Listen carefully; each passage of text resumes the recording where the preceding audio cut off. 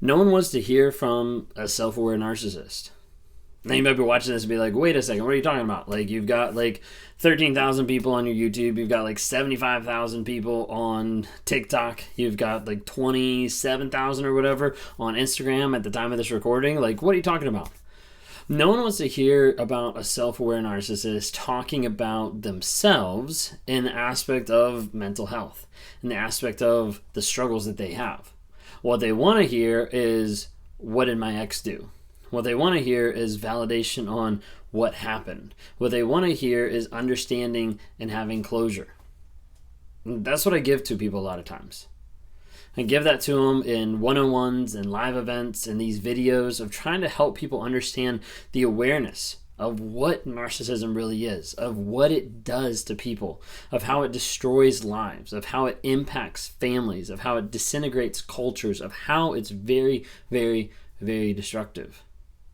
But in communicating all that, a lot of times it's really hard not just saying it and not just being vulnerable, because remember, those things are like anti-narcissistic.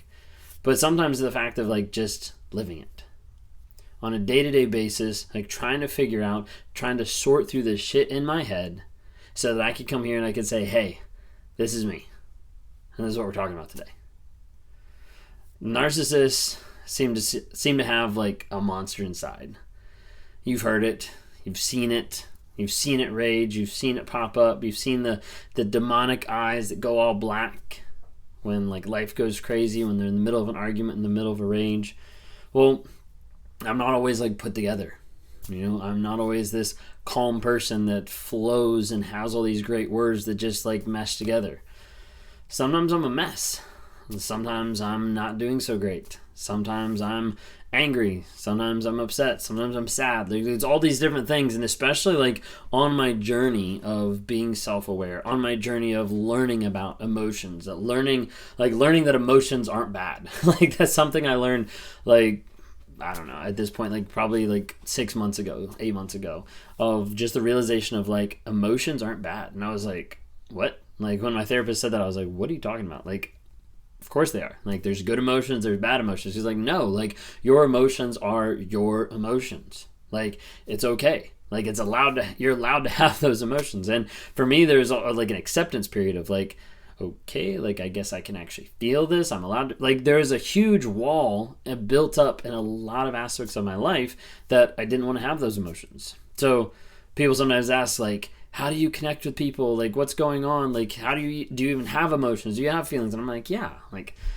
I have emotions. I have feelings. Like I have feelings when people attack me, on social media. I have feelings when, my daughter's screaming at the top of her lungs and it's like annoying me. I have emotions when, my wife and I get into an argument and I'm like, wait a second, like this doesn't make sense. Like there's a lot of different emotions that go through my head on like a day-to-day basis.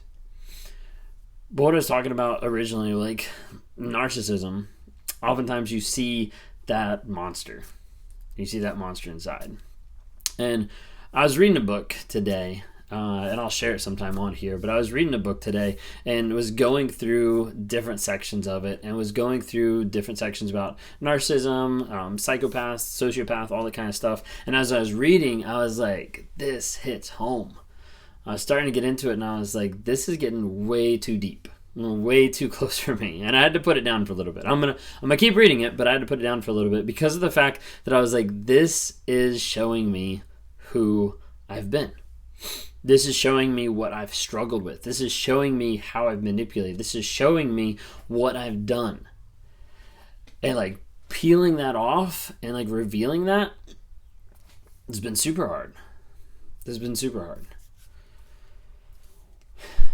Working through everything that I've done, some people, like a popular question people ask me is, have you gone back? Have you apologized to people? Have you talked to the people? Like, what are their thoughts on this? And the majority of them have done what they're supposed to do with a narcissist. And because that's who I was, a very, very toxic person, narcissist in their life, still narcissist, still working through it. But that toxicity they have, they did what they're supposed to do. They blocked. The majority of people that I'd ever been with have me blocked. And so there's no way to contact them. There's a couple that I have apologized to. There's a couple that made amends to the best of the ability, but there's also no contact there. It's completely blocked. It's completely cut off, kind of a thing. And in dealing with that, it's one thing to be able to sit here and be able to say, hey, this is what I've done. Like, that's hard. That's hard to be able to sit with it and be able to acknowledge, hey, this is what I've done. And the other part that's really hard is being to acknowledge, like, this is what I've caused. It's almost like the idea of like, hey, like this person's damaged because of me. It's another thing to be able to say, I caused that damage. It's almost like the difference between acknowledging someone's hurt and acknowledging that I'm the one that hurt them. Because as a narcissist, I don't want to admit those things. I don't want to admit that I'm wrong. I don't want to admit that I've hurt people. I don't want to admit that I've been that monster. That I've been that person that has destroyed families, that has destroyed lives, that has hurt people time and time again. And I've done that in my actions. I've done that in my words. And I've done that time and time again. And I'm on this platform to bring awareness about narcissism. And sometimes I come onto this platform and I'm like, this is my therapy. Like, I'm like getting it out. I'm saying like, hey, this is who Ben is in this moment. Like, struggling or a mess or a monster. And that's tough to hold on to. And that's tough to work through. There's other times I come on here and I'm like, hey, like I'm put together, like I'm on fire, like we're talking, we're going. Every day has its struggles. Every day has ups and downs. And one of the things that I've been committing to over the past month and working with different people and one-on-ones and talking to people and talking to coaches and talking to people that are trying to look at me and trying to say, hey, how can I continue to grow? How can I continue to change? As I sit down with my therapist every single week and start to put in the hard work of like, hey, I don't want to be vulnerable. How do I be vulnerable? And that's a huge aspect that is struggling, is hard. It's one thing to come onto the platform and be honest. Hey, I'm Ben Taylor. I'm a narcissist. This is what I've done.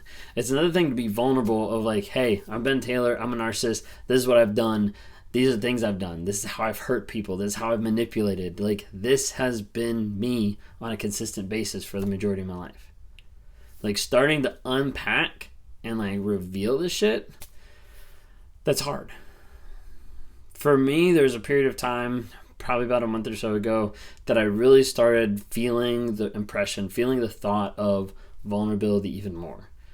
And it's the idea of like understanding and acknowledging what vulnerability is and how it needs to play into my life means that I need to accept that vulnerability in order to change, in order to grow. Because vulnerability is really just admitting the truth, is being honest, and then it's like opening up and saying like, hey, I don't have it all together. You know, sometimes I'll tell people, even on one-on-ones, be like, I don't have all the answers. You know, I said this a lot when I worked back with Chick-fil-A for a while. I'd tell people, I don't have all the answers, but I can tell you the wrong way to do it. And we can work to find a solution the opposite way. I don't have all the answers, but I've done it the wrong way a lot of times. I can show you how not to do it, and we can start building a progress, building a place from there to leap off, to find the best way to move forward. And that's what I try to do with people every day on one-on-ones.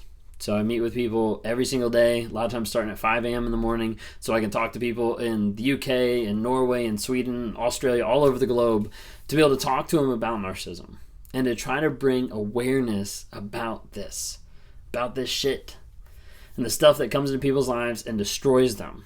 And my goal on this platform is to talk to people, to bring about that awareness, to bring about healing, growth, and change. And I do that when I talk to people. I talk to people who have been in narcissistic, abusive relationships, and they're trying to get out, or they just got out, and they're like, what do I do? And I'm like, hey, let's work through the trauma bond. Let's figure out how to detox you from the narcissist, and let's get you to a place where you understand who you are and the direction you're going.